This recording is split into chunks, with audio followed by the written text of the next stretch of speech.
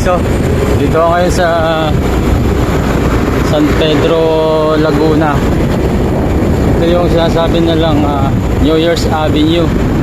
New Year's Avenue. May mataas na bahagi, tapos mababang bahaging lugar na kalsada.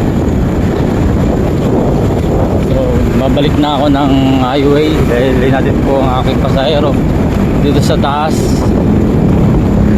Parang antipolo siya kasi nung umakyat ako sa taas, nakita ko yung yung building sa baba. Tayo hanggang probinsya sa iba yung hangin. Nakamiss ka talagang probinsya.